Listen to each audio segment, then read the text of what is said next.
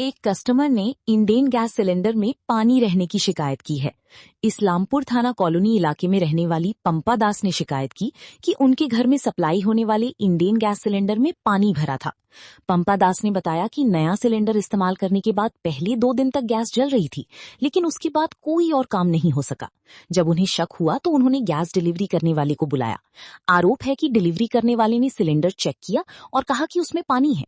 फिर पंपा दास सिलेंडर को इस्लामपुर में स्थानीय गैस सर्विस ले गए। उन्होंने दावा किया कि गैस एजेंसी के मैनेजर ने भी शुरू में माना कि सिलेंडर में पानी है। गैस सर्विस एजेंसी के मैनेजर ने भी माना कि उसमें पानी था।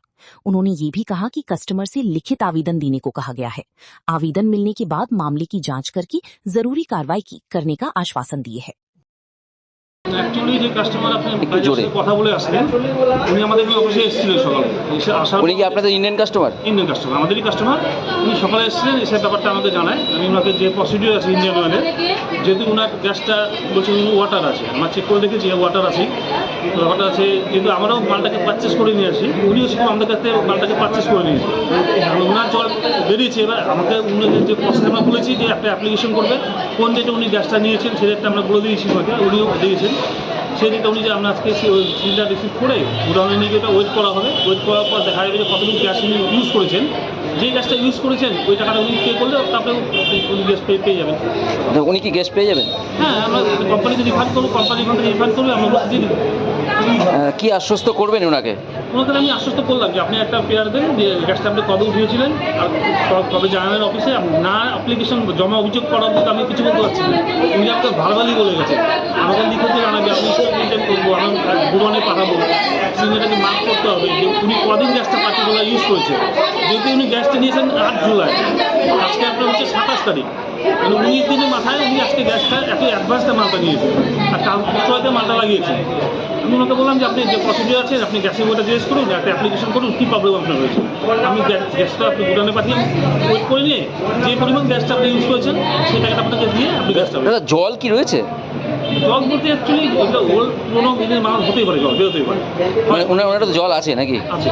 ওই যে গ্যাস ইন্ডিয়ান গ্যাস কোম্পানির অফিসের সামনে দাঁড়িয়ে আছি। কেন কি সমস্যা আপনার? সমস্যা হচ্ছে 8 জুলাই আমার জায়ের নামে গ্যাস সিলিন্ডার আর কি গ্যাসটা সেটা মানসী দাস তার নাম কিন্তু উনি এখন বর্তমানে কলকাতায় অবস্থিত। তার হয়ে আমি ওনার পম্পা দাস এসছি গ্যাসটা নিয়ে।